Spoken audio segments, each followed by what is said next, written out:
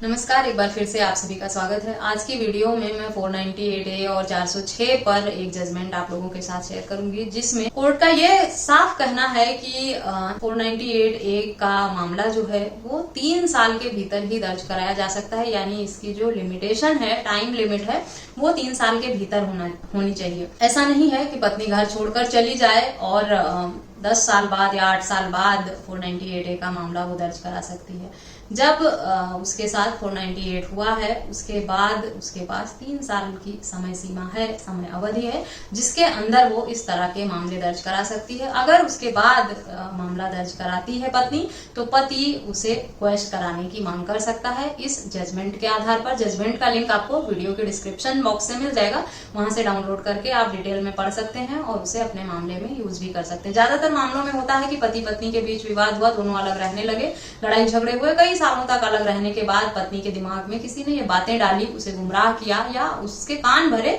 और 5-6 साल बाद, 8 साल बाद पत्नियों की आत्मा जागती है अंदर से, या किसी के मिसगाइड करने पर उनके अंदर ये आइडिया आता है, इतनी हिम्मत आती है कि वो 498A जैसे मामले पति और उसके परिवार वालों के खिलाफ दर्ज करा देती है। इस तरह के मामले बिल्कुल भी चलने योग्य नहीं है। इस जजमेंट को आप यूज करके ऐसे मामले को क्वैश करा सकते हैं। संबंधित मामला भी कुछ ऐसा ही था कि पत्नी का जो है लिमिटेशन पीरियड 498A का वो 3 साल से ज्यादा हो गया था और इसी आधार पर पति ने ऐसे FIR को क्वैश करा दिया। अगर आपके पति पत्नी के बीच का जो विवाद है वो काफी समय से चल रहा था और पत्नी ने जो मामला दर्ज कराया है वो 3 साल से अधिक पुराना है, यानी पत्नी मायके में 6 साल से 8 साल से रह रही हैं और उन्होंने इतने पुरानी बातों को, तो ऐसे मामले सुनवाई योग्य नहीं होते हैं। पत्नियों को भी ये बात समझ जाना चाहिए कि एक हर मामले को कोर्ट में या पुलिस में दर्ज कराने का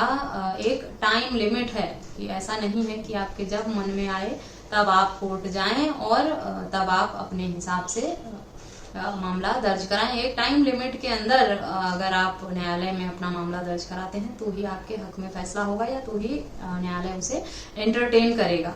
समय अवधि पूरी होने के बाद न्यायालय में भी आपकी सुनवाई नहीं होगी। 498A जैसे मामले में तो बिल्कुल भी नहीं। अगर आपके साथ 498A जैसा गंभीर मामला दर्ज कराने का कोई ऐसा कृत्य हुआ है कि आपको 498A का मामला दर्ज कराना चाहिए, तो आप उसे 3 साल के भीतर ही दर्ज करा सकती हैं, तभी आपको न्याय मिल पाएगा।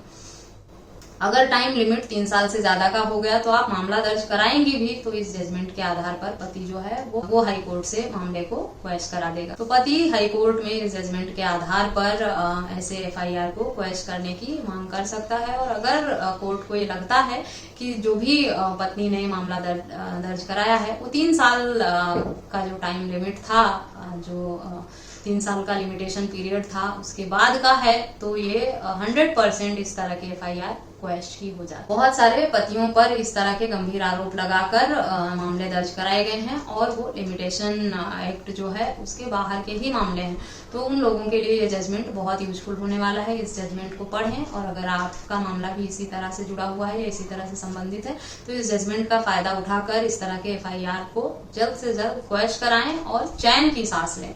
आशा करती हूँ ये जजमेंट भी आपके लिए यूजफुल होगा। जजमेंट का लिंक वीडियो के डिस्क्रिप्शन बॉक्स से मिल जाएगा। इस तरह के किसी अन्य टॉपिक पर अगर आप जानकारी चाहते हैं तो मुझे ईमेल, व्हाट्सएप या कमेंट करके पूछ सकते हैं। संपर्क के सभी माध्यम वीडियो के डिस्क्रिप्शन बॉक्स से आपको मिल जाएंगे। इस वीडियो में बस इतना ही, मिलते हैं नेक्स्ट वीडियो में। तब तक के लिए थैंक यू एंड बाय।